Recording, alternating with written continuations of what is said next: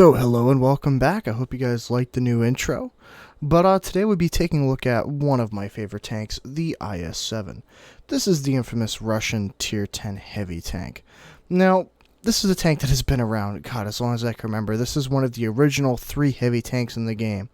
It was this, the mouse, and ironically enough, it was the T30 way back in patch, what was it, 7.0 or 7.5, something like that. They added the other tier 10s, and actually I think it was 7.0 that they moved, or 6.8 or something like that. They moved the T30 over the tank destroyer, and they added the M103 and the T110E5 and all that. But this is one of the originals, and this is actually aged quite well.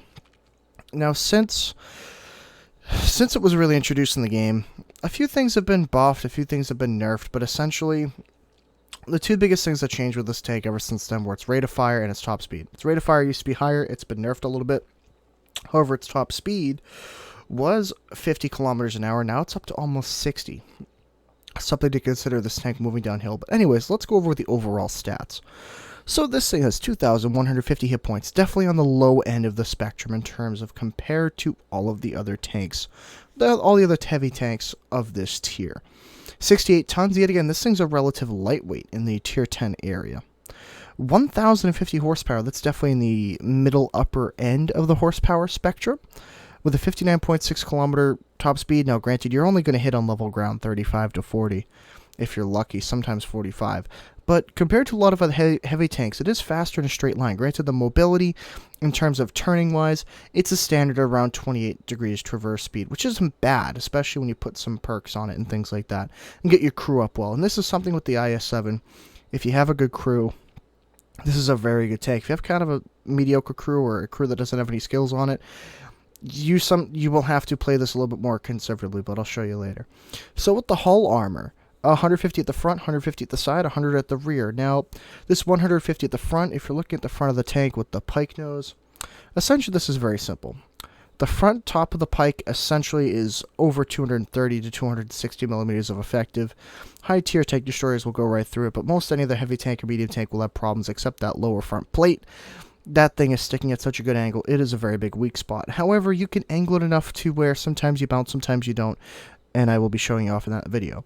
The infamous Is7 turret has 240 millimeters of front armor, 185 of side, and 94 at the rear. Essentially, the front of this turret, don't try to shoot at it. If this thing is hull down, just walk away. Don't bother. Now, the gun in this tank is quite nice. It's a 130 millimeter, so you get that extra alpha damage.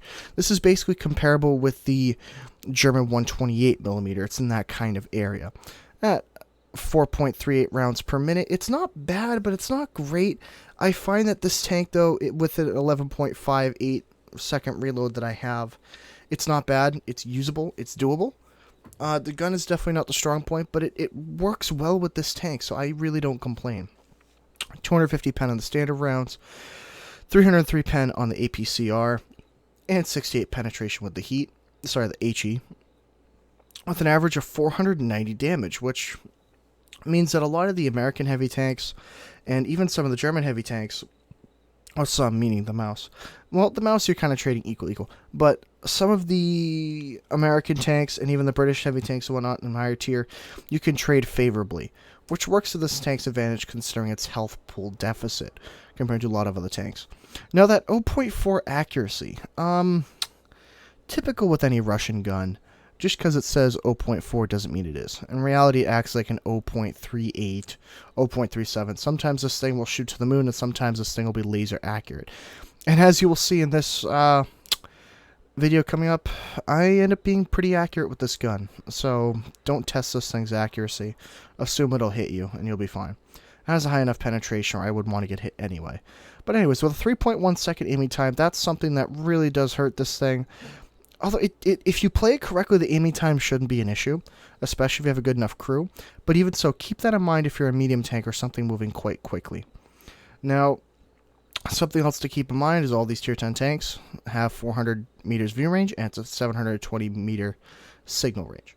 Now, the Is7 overall, with its characteristics, can be summed up as this. This is the close to medium range brawler. This thing wins those engagements very favorably. This thing loses to things with autoloaders, because typically autoloaders, because of the weak spot on the front and because of how the side is, they can do a number on you. And that's really the biggest issue, I find, is things like 50Bs and whatnot. A lot of tanks that are far more maneuverable with autoloaders, they'll just go around your side, pump in their clip, and leave, and you're just kind of sitting there. But that's true with a few other ones. But what makes this tank really unique is the lack of gun depression, which is around 3 to 4 degrees. It's not great. It really is on the terrible end of the spectrum. But when you can use that gun depression, if you're fully using it, nothing's going to hurt you. So it's kind of, it's a grace when you can use it, but it just sucks that like 80% of the time you just can't use the full gun depression. That's why this tank, along with most of the Russian heavies, are really meant for urban fighting. Which is kind of really noticed with the side armor of this thing. It's 150 millimeters of side armor, which is quite good. But what's even better than that is the side armor, essentially, that has the spaced armor and whatnot. If you look at the tracks and above, there's a square bit of spaced armor. That armor you're not getting through. You're not getting through that armor, not easily. So if this thing is side scraping, it is quite effective. So in short, if you see an IS-7, aim for the lower front plate, or get around and shoot them flat in the side or flat in the rear. Don't try the turret. Sometimes you can get the side of the turret, but I usually recommend if you get the side profile, aim around the track area, just below where the tracks meet. And that's pretty much the best place you're going to kill this thing from. This thing is also prone to ammo racks and fires. Fires not as much, but definitely ammo racks if you shoot it in the front, near where the lights are, just like the IS-3. And if you shoot it on the side of the turret, right where essentially there's the Soviet star, is a really good place to ammo rack this thing. And finally, I will say, quite frankly, guys, I really love this tank. After 91 battles, I'm rocking a 66% win rate, 2.7 destruction, 1.4 damage. I really love this thing. If anyone loves the Russian heavy tanks, you have to get this thing. The IS-4 isn't nearly as good. Yes, the IS-4 isn't a bad tank, but if you know how to play this thing and put it in the right situation, every time it puts out, as long as arty doesn't hit you. And that's where the other issue with this tank comes in. It basically has no top armor. So if you get hit by an artillery, especially T-92s, you are fucked. You're done. You're just done. You're not going to have a good day. This is a tank that doesn't react well when you have modules damaged, which is kind of funny. Some tanks can shrug them off and still operate. This tank doesn't like that. It has... Basically, every module on this is working just well enough to make this thing effective. But if your engine is damaged or your turret rotation or whatever, you're going to have a bad time. So make sure you keep that up. I always recommend on a lot of these tier 10s, I know you don't see it here, but whenever you get the time, use the large repair kits and large first aid kits and advanced fire extinguishers, automatic fire extinguishers. I know in this video I don't, and that's because I kind of forgot. But I generally always do, because at tier 10, it is worth it. You're not playing tier 10 to make money. You're playing tier 10 to always be top dog. But anyways, so enough of me jabbering away. Let's get into the video. Hello and welcome. We are here on airfield with myself, my friend Lieutenant, and my buddy Lewis Sparks. So myself in the IS-7, Lieutenant in the FV-215B, the British Tier 10 heavy tank, and then my good buddy Lewis Sparks in the French Tier 10 heavy tank, or at least the only one that's currently in game. So anyways, here we go on airfield, and we're going to go to the usual place because, quite frankly, we are basically all of the tier 10s. So we're going to go up to that center area, and we're going to duke it out.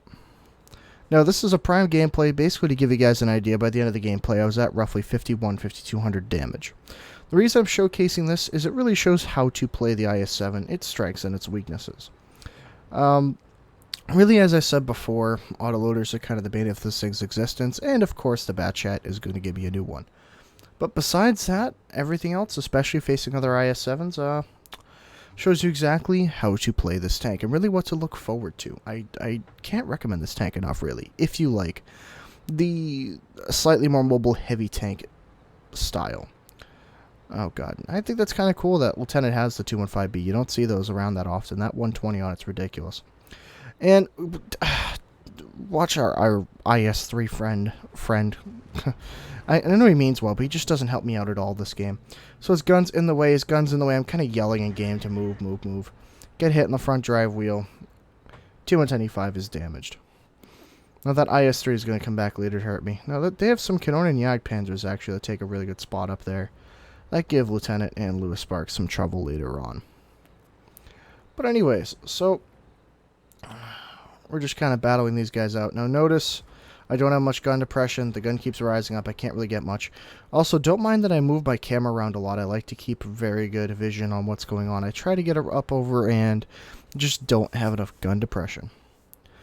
So, just kind of trying to keep the enemies busy. Oh, God, here comes the bat chat. And I'm kind of yelling in chat. Oh, there's a bat chat, there's a bat chat, there's a bat chat. He gets two good hits into me. I'm damaged. Now, there's our IS-3 buddy trying to help me out. I see, oh, there's an IS-8. Oh, he's not looking my way. You know, bang, I'll put a shot into him. And he gets one in my lower plate. That lower front plate. No, not surprised, not surprised. And he's thinking about pulling back out. Now, there's our IS-3 friend. He's trying to let me go forward, so I'm like, okay, fine, I'll go. IS-8 yet again targets me at the lower plate. So now I'm down a lot of health. And I realize they're pushing us from behind, so I gotta push. And then our IS-3 friend derping in front of me. I can't get around him. He forces me around. Now I've been wasting time, and now my friend dies. Or they get damaged because of this guy's incompetence. And I will admit I should have done this, but I kind of just end up pushing him forward, trying to get him to push because the IS-8 already fired. And bang, I kill the IS-8. Looking forward just to make sure, and then start turning around. But I was too late to help out Lieutenant. And that's why, guys, always give your allies space. Never just, like, jump on him. That IS-3, I appreciate him trying to help, but he was just more of a hindrance. But anyways, looking at the map, things look decent. It's still 2-2. You know, it seems like we're doing most of the work here. Now, this IS-7 and myself, we're going to have a bit of a battle. Because of the angle that he's at, I can't really hit his lower plate. I'm going to have to hit him in the side. But his angle isn't quite enough for me to reliably penetrate. Thus, I have to kind of wait. I bounce, he bounces. Okay. It's kind of a tough angle, really, especially with that really good IS-7 side armor. IS-7 fires at someone else. I try to get in. Nope, can't do anything. This sometimes happens with the IS-7. And then, oh, man. We're losing 2-3 now. That bat chat behind in that STA-2, man, they're doing work. They're doing all right. There's the IS-7. Oh, nope. Where's the IS-7? There's one of the tank destroyers. Oh, he's gone. IS-7 pulls forward a little bit too far. Bang, hit him in the side. And notice, at the last second I turn, whenever someone's aiming at you and you have to angle your armor, just quickly give it a little juke at the last second. Now, here's something funny. Oh, God, Conway. I don't want to get hit by a Conway. That 120 mil is nuts. So I bounce, and I turn at the last second. He bounces, and mind you, I'm on the one-shot territory for him, so I'm really being careful. I put the AP rounds on a secondary, but since I know the IS fired after me, I know I can kill him. And there's another one on the board. So myself and Lewis Sparks are alive. Doing what we can. There's a Conway. He still scares me. That 120 mil on that gun is ridiculous. But now I'm kind of playing somewhat reserved here because, quite frankly, I don't have that much health. I only have like 490-ish health left. So I'm within the big gun one shot. Then look, there's a Rheinmetall. What's he doing out there? Well, remember I said that accuracy? Yeah, that Russian laser accuracy. The bigger the number, the better the accuracy. I can't do a Russian accent, guys. I'm trying. But anyways, the point being, you just kind of use this thing effectively. You aim it well enough, and you just let Stalin guide the round. And then he just tells me to back off. I back off. He puts in the shot. There we go. So at this point, we know we're doing pretty well. It's 10-7. We've got their tier 10s. We're the big boys on the block. We know what we're doing. I'm just being careful. Oh, there's the prot. I'll pull forward. Bang. That's another kill. Now, the thing is with the IS-7, this thing works so well against tier 8 tank destroyers and heavies and whatnot. This is basically what this thing's designed to do. But lights and even some mediums that can flank, if you can flank this thing, it's actually more difficult than you'd think. And just barely show yourself against the ISU, who tries to pull forward. Then an ally in behind kills him. Then I see there's another ISU over there. And then alongside with the ISU is just the FV-3805, the Rheinmetall Borsig Waffenträger, and the ISU-152 that are left. And there's our IS-3 buddy again. Captain Clueless. But it happens. So I see the ISU, I aim for a little bit, wait till I'm somewhat fully aimed and then just pull the trigger. That's the thing about Russian tanks. Sometimes you can just let it fly without fully aiming and just trust that it'll hit where you're looking, and generally it will. So now at this point, we're 13-8. So I'm not worried. I'm just going to go to their base. I don't see anything. I haven't really spotted much. Figure what the hell. WT and the RD must be around there somewhere. RD is killed, so it's just the WT. I'm figuring, we have this in the bag. Time to pack it up, boys. Oh, wait, he's at our base. He's capping. He's at our base. Guys, can someone get on cap? Guys, someone get on... Well, I figure at this point, never mind. We got someone on cap. Let me use the speed of the IS-7 to this advantage. Watch how fast this thing is. This thing even outruns some medium tanks. Pershing. Cough, cough. Sorry, yeah. But the point being, there are some medium tanks it can outrun. Granted, the tier 10 level, most of the medium tanks are actually quite fast. But some of the tier 9s, even some of the tier 8s, this thing can outrun in something like that with that high top speed. Which is why the IS-7, really for me, is one of my favorites. Because when you need the speed, if you know how to use it, it's super effective. Yes, that was a Pokemon joke. Anyways, so we have a couple guys on cap. Now watch what one of these geniuses does. See our cap marker going up, and we're surpassing him, and we're doing well. Yeah, keep an eye on what happens next. This was unexpected. Any second now, he's gonna do it. Yep, he gets off cap. If I didn't go back to get this guy, we would have lost the game. But, he doesn't even see me coming. I just, bang, put a shot into him. And that's the end of him. And then artillery just nails him. So that's kind of it for the IS-7 gameplay. I will say that lately, quite frankly, I can't get enough of playing the IS-7. I absolutely love it. Something as a word of note. This is something that I always strongly suggest. And this is something that you guys will be seeing in the Type 59 video. Always platoon if you can. A platoon is a force multiplier. If you guys notice, even if you as a platoon in general aren't very good, if you got some players that aren't very good, communication is key. And even though Lieutenant had kind of a rough time, and even though Lewis Sparks had kind of a rough time, we still ended up doing quite well. I'll give you an idea, Lieutenant still did around 1,500, 1,800 damage. Lewis Sparks still ended up doing around 2,400. I think even the 25s-ish area now that I'm really thinking about it. And I did 5,100. So, us combined, we were doing over 9,000. So, the point being, platoon up if you can, guys, especially in the tier 10 area. Because that's when you're going to see a lot of the higher-end guys, a lot of the guys from Simp and Havoc and Badger and all those guys that really know what the hell they're doing. So, communication is key in cooperation. Do it when you can. So, the overall short summary of the IS-7 is very simple. In my humble opinion, one of the best, if not, or at least in my personal opinion, the best tier 10 heavy tank. And I know people are going to argue me on it. Even though the T110E5 did get a buff to the cupola on it, which the T110E5 to me now is a little bit more favorable. Even so, I just think the IS-7 is more versatile. It just, from what I like, it works. And I can't recommend it enough to get this thing. Yes, I know the IS-8 is a bit of a grind. But we think about it, all the tanks up until the IS-3 are solid tanks to keep. And then the IS-8 is somewhat of a wash for me personally. I loved the IS-3. I have to buy it back. But really, the IS-8. I have to buy back the IS-8, even though it was a bit of a wash. IS-3, keep it. Do not sell the IS-3. Keep that tank. But the IS-8 does not prepare you for the IS-7. The IS-3 does. The IS-3 and the IS-7, for their tier, are very similar. Keep that in mind. If you like the IS-3, you will absolutely love the IS-7.